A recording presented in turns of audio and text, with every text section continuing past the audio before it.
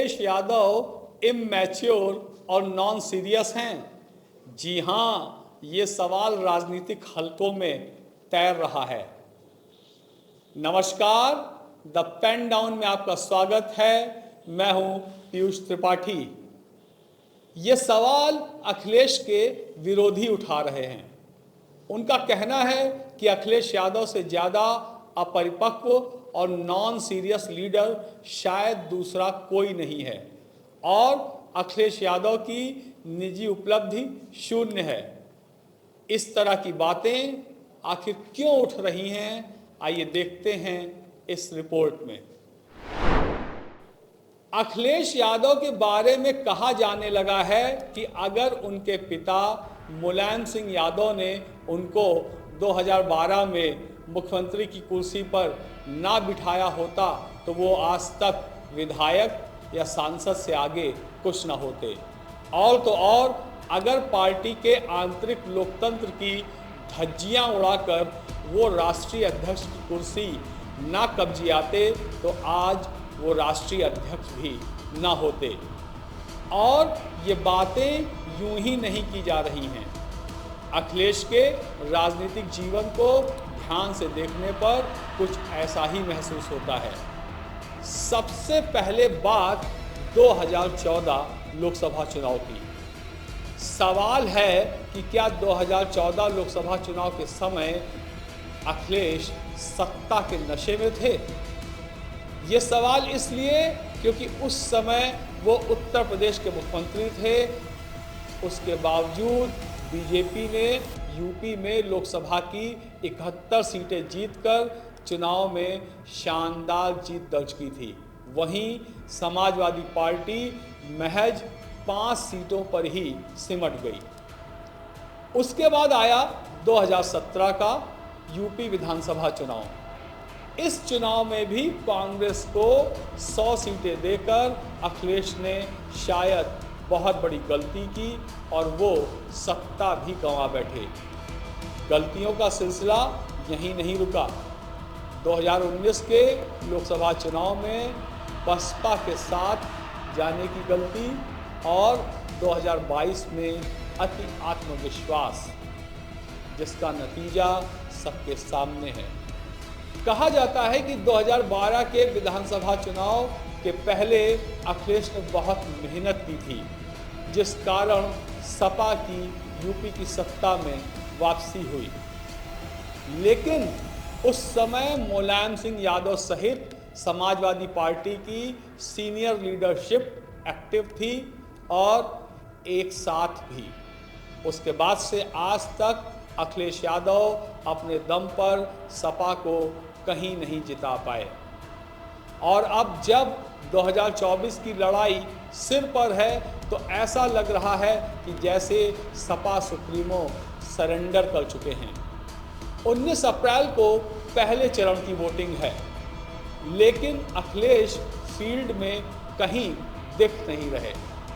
सपा के पुराने सहयोगी दल और नेता धीरे धीरे इनका साथ छोड़ रहे हैं।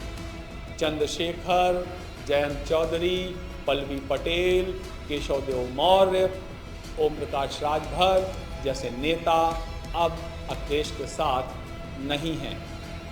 ओम प्रकाश राजभर ने तो इनको एसी वाला नेता तक कह दिया।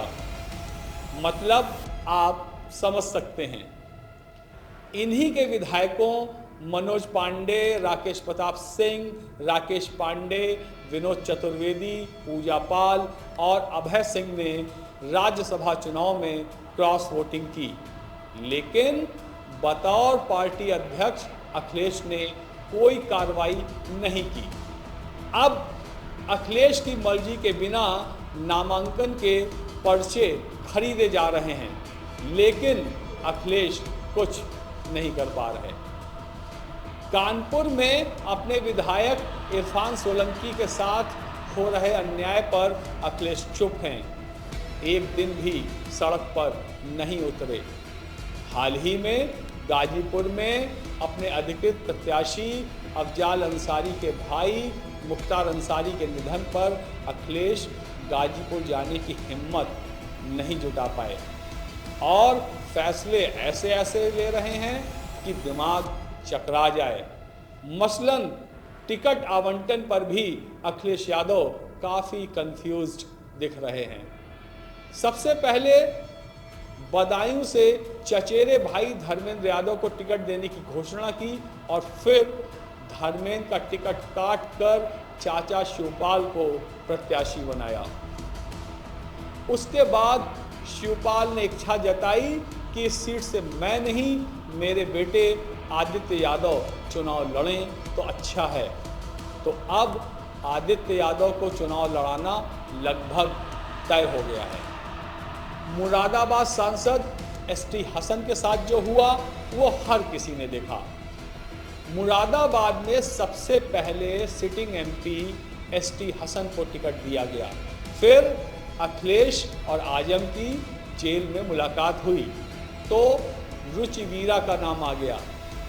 कहा जाता है कि आजम के दबाव में अखिलेश ने रुचि वीरा को टिकट दिया, हालांकि वो एसटी हसन को ही टिकट देना चाहते थे। लेकिन एसटी हसन को साइकिल सिंबल देने का पत्र जब तक अखिलेश यादव ने भेजा तब तक नामांकन का समय निकल चुका था। यानी अखिलेश दबाव के कारण समय पर तय ही नहीं कर पाए कि किसे टिकट दें। बिजनौर से यशवीर सिंह को टिकट दिया, बाद में उनका टिकट काटकर दीपक सैनी को दे दिया। मेरठ में अखिलेश ने पहले भानु प्रताप सिंह को टिकट दिया और फिर वापस लेकर सवधना विधायक अतुल प्रधान को दे दिया। फिर अतुल प्रधान का भी टिकट काट दिया और सुनीता वर्मा को टिकट दे दिया। अतुल प्रधान इससे नाराज हुए और आनन फानन में सुबह सुबह लखनऊ पहुंच गए और कहा कि पार्टी और विधायकी दोनों से इस्तीफा दे दूंगा। हालांकि अखिलेश ने किसी तरह उनको मना लिया। वहीं नोएडा में डॉक्टर महन नागर को टिकट दिया, फिर काट कर राहुल अवाना को टिकट दिया और फिर राहुल का टिकट काट कर वापस महेंद्र नागर को दे दिया। यही कहानी मिश्रिक और बागपत में भी दोहराई गई। सीतापुर के मिश्रिक में पहले रामपाल राजवंशी को टिकट दिया गया, फिर उनका टिकट काटकर मनोज राजवंशी को दिया गया और फिर मनोज का टिकट उनकी पत्नी संगीता राजवंशी को दे दिया गया। बागपत में पहले मनोज चौधरी को उम्मीदवार बनाया गया था, जिनका टिकट काटकर अमरपाल शर्मा को सपा का टिकट दिया गया। रामपुर में अखिलेश ने दिल्ली के इमाम मुहिबुल्लाह नदवी को टिकट दिया। वहीं आजम खान के करीबी आसिम रजा ने निर्दलीय पर्चा भर दिया और अब आसिम रजा कह रहे हैं कि नाम वापस नहीं लूँगा। कन्नौज में अखिलेश तय नहीं कर पा रहे हैं कि खुद चुनाव लड़ें या अपने भतीजे और लालू प्रसाद यादव के दामाद तेज प्रताप यादव को लड़वा दें। इस लोकसभा चुनाव में तमाम सीटों पर बार बार प्रत्याशी बदलने के कारण अखिलेश यादव के निर्णय लेने की क्षमता पर सवाल उठना लाजमी है कि क्या आज मुलायम सिंह यादव होते तो वो भी इसी तरह से सीटों पर प्रत्याशियों का फेर बदल कर रहे होते? शायद नहीं। आप हमारा चैनल द पेन डाउन ऐसे ही देखते रहें और चैनल को लाइक व सब्सक्राइब जरूर करें व बेल आइकन भी अवश्य दबाएं। धन्यवाद।